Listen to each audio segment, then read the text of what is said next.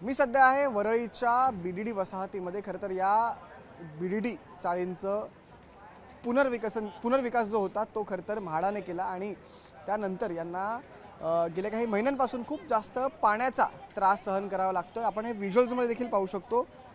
हा जो पाईप इथे यांनी जो लावलेला आहे, या पाईपमधून खरं तर काय झालेलं आहे की पिण्याचं पाणी नाही किंवा इन जनरल पाणी यांच्याकडे कपडे धुण्यासाठी असेल किंवा भांडी घासण्यासाठी असेल तर ते पाणी यांच्याकडे नाही आहे। तर फायरचं पाणी असतं, म्हणजे इमारतीला जर आग लागली तर ते विझवण्यासाठी जे पाण्याचा जो साठा असतो तो सध्या साठा हे या टँकरमध्ये, ज्या टाकी जी आहे इमारतीची तिथे हा शिफ्ट करतायत, कारण की सध्या इतकी परिस्थिती आहे की यांच्याकडे पाणीच नाही आहे। तर त्यासाठी हे फायरचं जे पाणी आहे ते सध्या हे या इमारतीच्या टाकीमध्ये जे आहे ते वर्ग करण्यात येते। आपल्यासोबत इमारतीचे काही रहिवासी आहेत, त्यांच्याशी आपण संवाद साधू। नेमकं कधीपासून यांना प्रॉब्लेम सुरू झालेला आहे?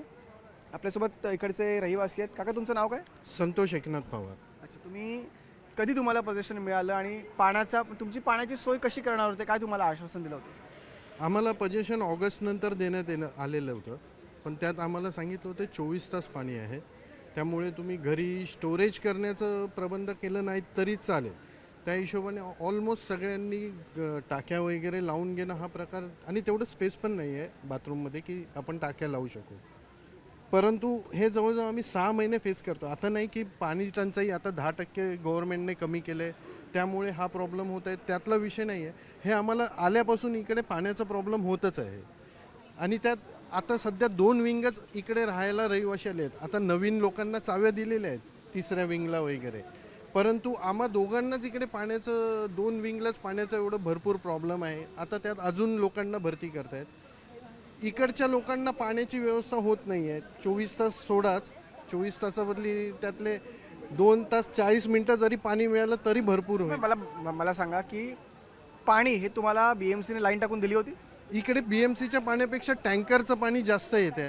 आता ते सांगतात कोण प्रोव्हाइड करत आहे? आता टँकर हे सध्या टाटा म्हाडावालेच प्रोव्हाइड करतायत। ते 20 टँकरचं म्हणतायत, पण तेवढं पाणी सफिशियंट होत नाही आहे। तेवढ्या पाण्याने काही इकडे भागत नाही आहे। ते बोलत आहेत 20 टँकर, पण इकडे 20 टँकरमध्ये पाणी किती भरून येत आहे, काय येत आहे त्याचा हिशोब ते सांगतायत, त्याप्रमाणे आम्हाला वाटत नाही की त्या हिशोबात हे पाणी सफिशियंट होते। काका, मला सांगा, टँकरने सध्या तुम्हाला पाणी पुरवठा होतोय, किती टँकर यायचे? आता टँकरचा संप देखील सुरू आहे असोसिएशनचा, तर आता काही टँकरच्या आकड्यांवरती फरक पडला आहे का? पूर्वी आम्हाला असं सांगण्यात आलं होतं की 20 टँकर इथला जो मॅनेजमेंट करतोय तो 20 टँकरसाठी अप्रुव्हल मागतो, पण म्हाडाकडून त्याला 20 टँकर आले जात नाहीत। ते 18 बोलतात, पण इथे 18 पण पडत नाहीत। आम्ही पूर्वी हे नाही करत होतो, पण आता 2-4 दिवसापासून आम्ही लक्ष द्यायला लागलो। 18च्या जागी कधी 12 पडतात, कधी 15 पडतात, म्हणजे निव्वळ आमची फसवणूक केली जाते। आणि इथे जो येतो गेटवाला म्हणतो मी माझं काम आहे फक्त टँकर आले ते मोजायचं, पुढपर्यंत मी काय पोचू शकत नाही, ती माझी नोकरी। टाटा म्हाडावाल्यांनी जवळजवळ तर त्या लोकांनी असं केलं ना की ह्यांच्यावरती इतकं बोद्रेशन टाकलं आहे की तुम्ही पुढे काही सत्य बोलायचंच नाही। आम्हाला पाण्याच्याबद्दल म्हणजे असं बोलायचं नाही, आम्ही म्हणत नाही आम्ही आज आता तुमच्या घरी पाणी आहे का? नाही ना भाई, हे नाही। एक काम करा, तुम्ही खरंच शूटिंग घेऊन माझ्या किचनमध्ये या, किचनची भांडी बघा। माझ्या घरात माहिती आहे तो जितेंद्रचा पिक्चर माहिती आहे तोफा, तो टेस्ट लागला, असं भांडी भांडी भांडी भांडी भांडी असं झालेलं आहे। आणि मी मराठी माणूस, मी सत्य बोलणार आहे, जो जळतोय ना इथून तो बोलणार आहे। मी आज हँडिकॅप माणूस आहे, मी परेलवरून पाणी घेऊन आलो। तुमची जर ताकद नव्हती ना, देऊ नका। आम्ही BDD चाळीचे एकदम हॅपी होतो, आमच्या चाळीमध्ये कधीचा प्रॉब्लेम झाला नाही। फक्त भांडीच नाही तर किचनच नाही तर आपलं वॉशरूम सुद्धा असतं, तर वॉशरूम बाहेर जाऊ नये। 2 दिवस झाले, आज माझ्या बाजूला कोण उभं नाही राहणार, असा प्रकार झालाय। मी जर कधी गॅस सोडली ना तो बाजूला पळून जाईन, हा माणूस आहे की जानवर आहे। मी 2 दिवस झाला, माझा हाच प्रकार आहे।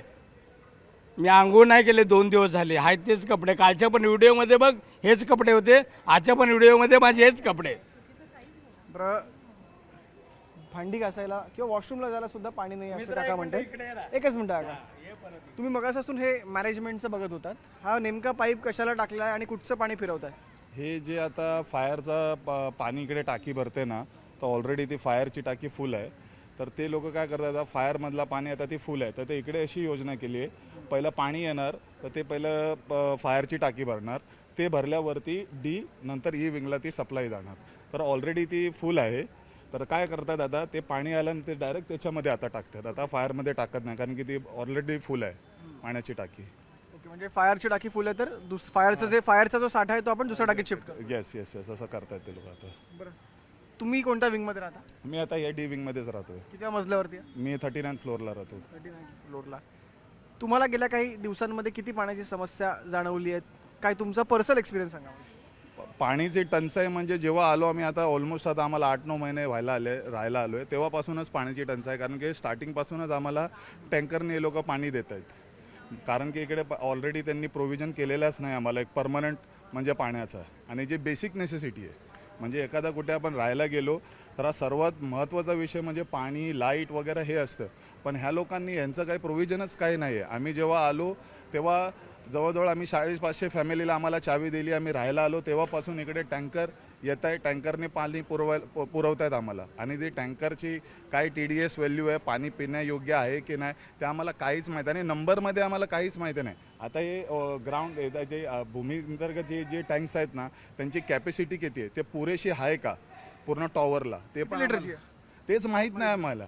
आणि ही जे एजन्सीला नेमलेली आहे त्यांना पण माडा किंवा टाटानी ऑफिशियल त्यांना नेमलेले नाही, हँडओव्हर दिलं नाही आम्हाला. फक्त एक पोझिशन देण्या अगोदर एक अवेअरनेस कॅम्प केलेला. त्याच्यामध्ये म्हाडानी आणि टाटानी गाजावाजात आम्हाला सांगितलं तुम्हाला एकदम म्हणजे अगदी एकदम 21वी सदीच्या म्हणजे प्रमाणे एकदम लेटेस्ट तुम्हाला सुखसुविधा दिलेत. त्याच्यामध्ये तुम्हाला पाण्याचं असो, लाईटीच्या बाबत असो, तुम्हाला तुमचं म्हणजे घराचा काय कचरा वगैरे जे असेल ते सेग्रिगेशन असेल ते एकदम प्रॉपर होणार. तुम्हाला काहीच सगळी बोंब आहे. हा सरी बोंब आहे. काय त्याच्यामध्ये पाणी टँकरमधून येत होतं, पाणी तुम्हाला टँकरमधून पाणी पुरवठा होतोय बरोबर?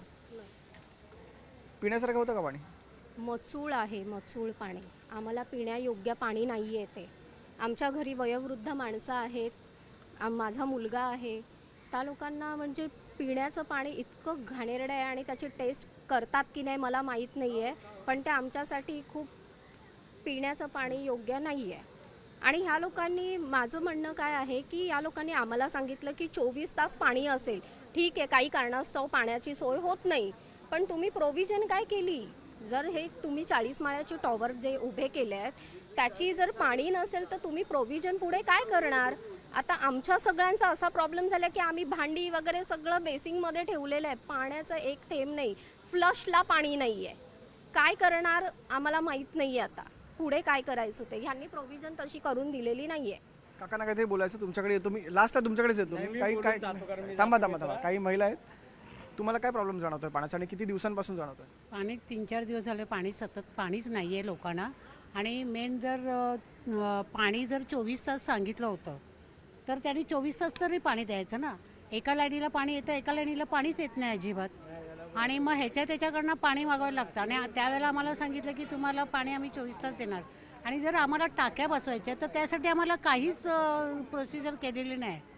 आणि आमची जेवढी काय भांडी होती ती पण आम्ही भांडी काढून टाकली का तर 24 तास पाणी आहे म्हणून. प्रत्येकाच्या घरी पेशंट आहेत, लहान मुलं आहेत, महिलांना पाणी लागतं. मग हे पाणी ह्या लोकांनी स्टोरेज करायला नको होतं का? जर तुम्ही रस्ते बांधताय आणि जर पाणी नाही म्हणताय, धरणात पाणी नाही, याच्यात पाणी नाही, मग तुम्ही आम्हाला काय पाणी देणार? हाँ, पानी नहीं है. आपको भी तकलीफ हो रही है?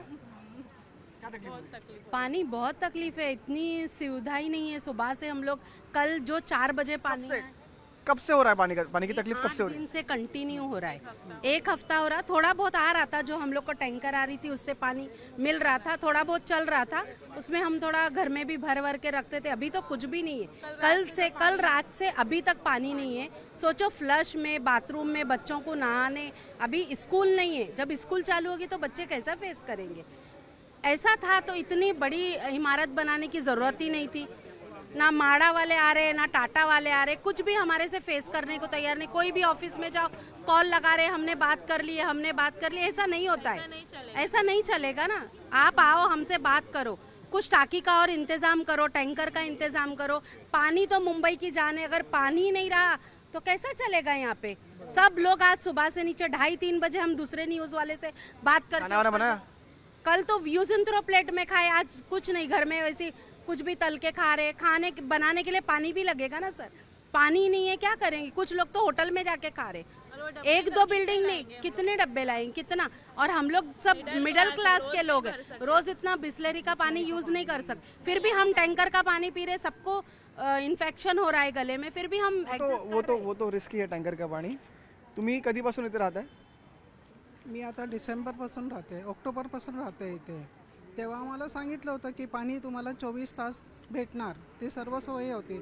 आणि प्रोजेक्ट आम्हाला दाखवलं होतं, रेन हार्वेस्टिंग होणार, हे होणार, ते होणार, पण काही नाही आहे इथे.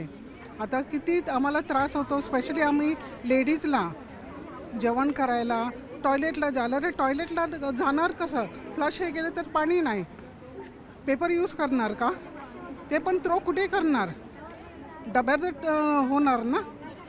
सो त्यासाठी आपल्याला कुठे पण हे करायला पाहिजे ना, पाणीचं सोय ॲटलिस्ट. नाही हा तर 24 आवर्स सांगितलं होतं, तर आता 1 आवर पण नाही पाणी येत. रात्रीला 11ला 12ला 1ला आम्हाला फोन करायला पाहिजे, उठून झोपून आपण जाऊन टॅप उघडतो, पाणी आलं का, पाणी आलं नाही, पाणी प्यायलासुद्धा पाणी नाही आहे. सध्या प्यायच्या पाण्याचं काय करताय? पाणी प्यायचं पाणी आता येतं, पण स्टार्टिंगला सर्व वाईट सोपी पाणी येतं आहे हे करून. मग ते आम्ही असं थोडा वेळ सेटल होईपर्यंत आम्ही थांबतो आणि मग बॉईल करतात असं. पाण्याची समस्या खूप जास्त आहे खरं तर. बोला, तुम्ही बोला. मगापासून तुम्ही तिकडे पाण्याचं काय मॅनेजमेंट करत होतात? आम्ही सकाळपासून पाहत आहोत की पाणी येत नाही आहे बिल्डिंगमध्ये. तर आता तर जे BMCचे अधिकारी आलेत त्यांनी पाण्याचं नियोजन असं की मगाशी जसं सांगितलं की पाणी फायर टँकमधून त्याच्यामध्ये दुसऱ्या टँकमध्ये शिफ्ट केलं, D विंगच्या, नंतर ते E विंगमध्ये जाणार आहे. मुळात BMCचे जे पाईपलाईन येते ती आता फक्त 4 इंचाची आहे, ती पण टेम्पररी आहे, म्हणजे परमनंट सोल्युशन काहीच नाही. म्हाडा आणि टाटा नियोजनच केलेलं नाही की 24 इंचाची जी लाईन आहे BMCची त्याच्यातून किती इंचाने पाणी ह्या ठिकाणी किती इंचाची पाईपलाईन लागेल, या ठिकाणी किती माणसं राहतात, याचं बिलकुल नियोजन त्यांच्याकडे नाही. आणि पाण्यामुळे आता अवस्था अशी झालेली आहे की आम्ही स्वतः, म्हणजे माझ्या घरातून मी स्वतः माझ्या नातेवाईकांकडे 4 दिवसांपासून जातो आहे. तुम्ही जॉब वगैरे करता? हो, मी जॉबला. तुम्ही सध्या जाताय जॉबला की नाही जाताय? नाही जात आहे सर. मी आज 2 दिवस झालं मी ऑफिसमध्ये त्यांना तेच सांगतोय की पाणी नाही असल्यामुळे आम्ही म्हणजे अक्षरशः आम्ही 3 दिवसांपासून आंघोळ पण केली नाही. आमच्या घरी सगळ्यांची तीच परिस्थिती. आई, 2 मुलं आहेत मला, मिसेस आहेत, कोणी म्हणजे सगळ्यांचीच अवस्था अशी झाली. नातेवाईक असे म्हणतात की उद्या परत इकडेच येणार का आंघोळीला, म्हणजे हा टोमणं आहे की आम्हाला आमंत्रण देतात हेच कळत नाही. सगळ्या अडचणी आहेत आणि याला जबाबदार प्रशासन आणि टाटा आहे. काकांकडून आपण शेवट करू. काकांना काहीतरी बोलायचं होतं, बोला. नाही, मला हेच बोलायचं होतं की पाण्याच्या संदर्भात आम्ही हे करायला हवं. मला एक असं वाटतं, तुम्हाला जोक वाटेल पण आज मला खरंच वाटतं की अजित दादा आज पाहिजे होते. कारण त्यांनी एक दिवशी बोलले होते की पाण्याचा प्रॉब्लेम झाला तर मी तुमच्यासाठी आहे. मग ते काय करणार होते ते तुम्हाला माहिती आहे. मग ते येऊन उभे राहून केलं असतं, काय केलं असतं. पण खरंच अशा माणसाची आज महाराष्ट्राला गरज आहे. आजी आहेत आपल्यासोबत. काकू, वयस्कर आहात, पाणी नाही आहे घरात, काय प्रॉब्लेम फेस होतो? पाहुण्याच वॉशरूमला पाणी नाही, किचनमध्ये प्यायला पाणी नाही, बेसिंगला वगैरे. कारण लहान मुलं आहेत, लहान मुलांना पाणी तर लागणार, त्यामुळे पाण्याचं काहीतरी सोय त्यांनी करावी. आता आमचं आहे पाणी, ते 4 वाजता ते सोडावं, हीच आमची इच्छा आहे. किती दिवस झाले पाणी सोडत नाही? 4 वाजता. आता 15 दिवस होऊन गेले, तरी पाणी सकाळी जाते 8 वाजता. ते कोणाच्या आंघोळ्या होत नाही, कामावर जाणाऱ्यांच्या पण आंघोळ्या होत नाहीत, काहीच आंघोळ्यांचा प्रश्न कोणाचाच येत नाही, अशीच जातात कामावर. मग त्यांनी काय करावं? जेवणाचं वगैरे काय करताय? जेवणाचं काय, टोपं बारकी भरून ठेवतो, तेव्हा मग सकाळी कुठे असलं पाणी ते पण नसते. मग वॉशरूमला काय करणार लोक? काय पेपर वापरणार? का? तो पण फ्लशच करावा लागतो पेपर वापरला. मग ब्रश ते करावंच लागणार ना, त्यामुळे ते यांनी काहीतरी सोय करावी आमच्या सगळ्यांची. बरोबर आहे.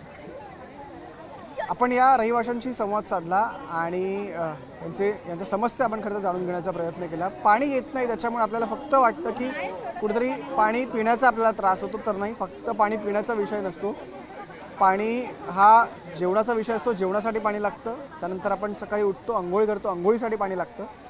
वॉशरूमला जर जायचं असेल कोणाला तर वॉशरूमला पाणी लागतं.